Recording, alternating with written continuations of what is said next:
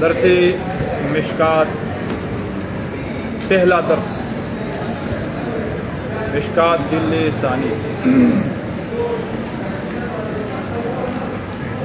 مشکات کے جو طریقہ کار ہے، تصنیف مصنف کی جو آداب ہے وہ پہلے جلد میں موجود ہے۔ یہاں ہم مقصود سے آغاز کرتے ہیں اللہ کے اذن سے۔ کتاب النکاح، کتاب النکاح میں ہم پانچ مباحث بیان کرتے ہیں آج کے درس میں باذن اللہ۔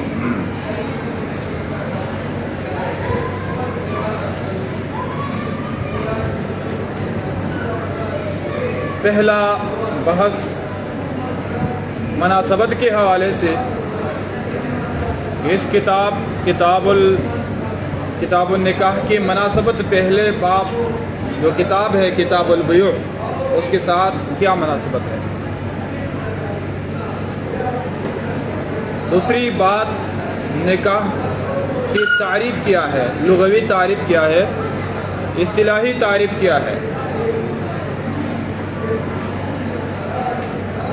تیسرا بحث، نکاح کے ارکان اور شروط کیا ہے۔ چوتھا بحث، نکاح کا حکم کیا ہے۔ پانچواں بحث، نکاح کے حوالے سے کچھ فوائد۔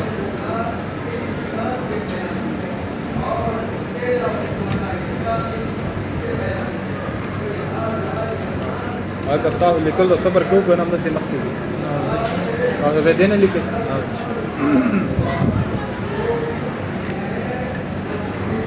پہلی بات کی طرف آتے ہیں، اس کی مناسبت پہلی کتاب کے ساتھ واضح ہے۔ پہلی کتاب ہے کتاب البیوع، مناسبت بالکل اس حدیث کے ساتھ موافق ہے، یا معشر الشباب من استطاع منکم الباءۃ فلیتزوج۔ استطاعت کا سبب ہے بیوع، تجارت، بیع و شراء۔ تجارت کے بعد جب استطاعت مالی آ جائے، اس کے بعد کتاب النکاح مناسب ہے، نکاح کرنا، شادی کرنا مناسب ہے۔ یہ مناسبت۔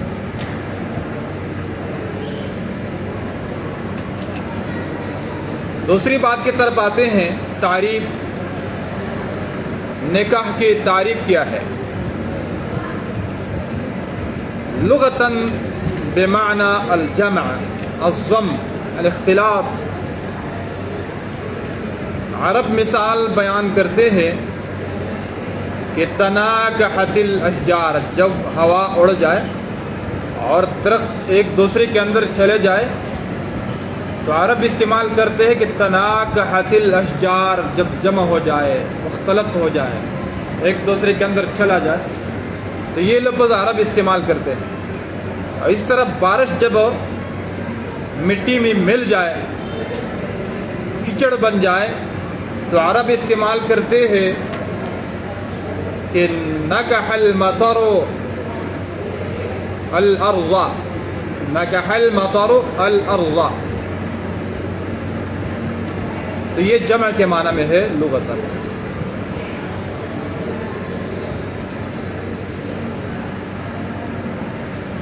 یہ ایک معنی ہے لغت میں، اصل میں اس میں تین معنی ہیں، ایک معنی تو یہی ہے، اس کی مثال بھی بیان کیا گیا۔ دوسری معنی لغوی عقد ہے، عقد بمعنی العقد، نکاح کے جو عقد ہے اس کو نکاح کہا جاتا ہے۔ تیسری معنی جو ہے وہ مباشرت ہے، جمع۔ آخری دو معنوں کی مثال، نکح زید ببنت فلان یا بنت فلان، یہ بمعنی عقد ہے، یا نکح زید زوجتہ، یہ بھی معنی مباشرت ہے۔ یہ تین معنی ہے لغوی نکاح کے۔ اصطلاحاً اس کی تعریف ہوا عقد یفید حل استمتاع كل من الزوجين بالآخر.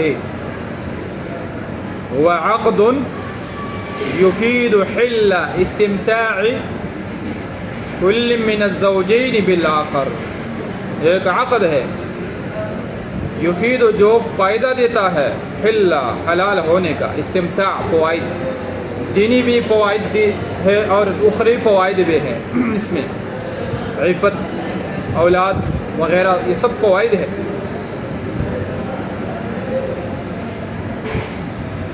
ہر ایک دوسرے سے وہ فوائد اٹھاتا ہے. یہ تعریف. تیسرا بحث نکاح کے ارکان اور نکاح کے شرائط. نکاح کی 3 ارکان ہیں.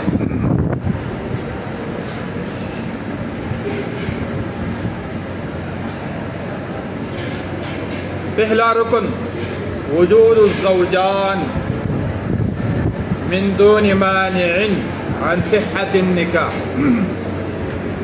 زوجان دونوں موجود ہو، لڑکی لڑکا دونوں موجود ہو، بیچ میں کوئی حائل نہ ہو، نکاح کی کوئی حرمت محارم سے نہ ہو، رضاعت کا مسئلہ نہ ہو، اسلام کفر نہ ہو ایک جانب میں. تو یہ پہلا رکن ہے. دوسرا رکن الاعجاب، مطالبہ کرنا.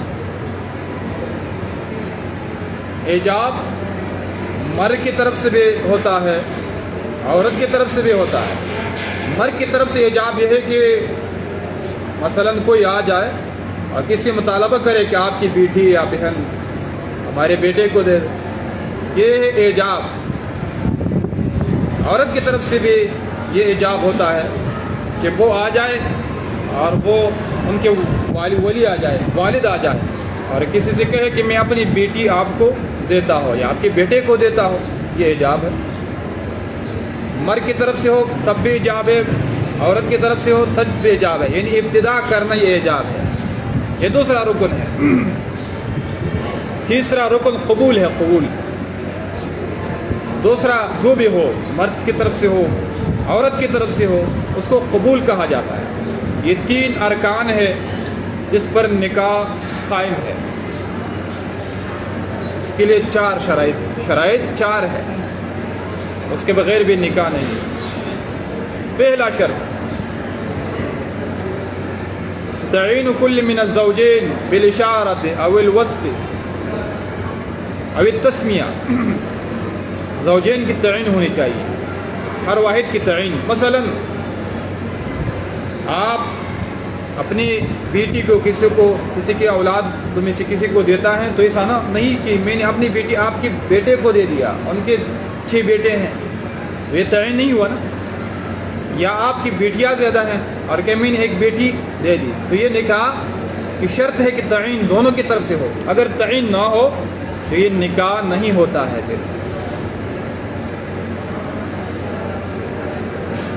یہ پہلا شرط. دوسری شرط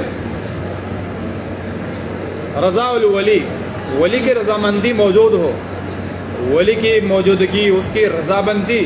اگر ولی کے بغیر کوئی عورت نکاح کرتی ہے تو یہ حرام ہے، یہ زنا ہے. فنکاح ہوا باطل باطل باطل حدیث ہے. اور فہی زانیۃ زانیۃ زانیۃ دوسری حدیث ہے اس کے حوالے سے. اور جو بعض فقہی کتابوں میں ہے اس کی وجہ سے بہت سارے فسادات پھیل چکے ہیں. لڑکی خود جاتی ہے کورٹ میں نکاح کروانے کے لیے، تو ان کو فتویٰ مل جاتا ہے کہ ہو گئی، نکاح ہو گیا. تو فساد ہے. 20 سال 25 سال والدین اس کی تربیت میں مصروف رہتے ہیں اور پھر وہ بھاگ جاتی ہیں، اپنی مرضی سے نکاح کرتی ہے. یہ عقل سے بھی مخالف ہے، شرعاً بھی مخالفت ہے، اگرچہ بعض فقہی کتابوں میں موجود ہے.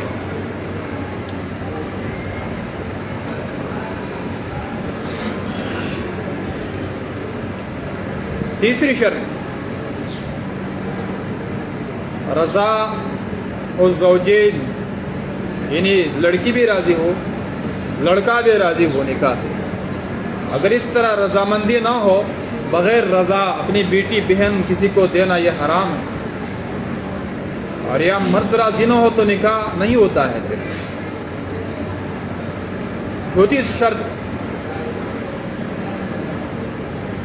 دو گواہ کم از کم موجود ہو، وشاہدی عدل، لا نکاح الا بولی وشاہدی عدل، دو عادل گواہ موجود ہو۔ یہ چار شرائط ہے۔ بعض نے ایک پانچویں شرط بھی ذکر کی ہے کہ وہ اعلان النکاح ہے، لیکن یہ گواہ جب موجود ہے تو یہ اعلان میں شمار ہے، حساب ہے۔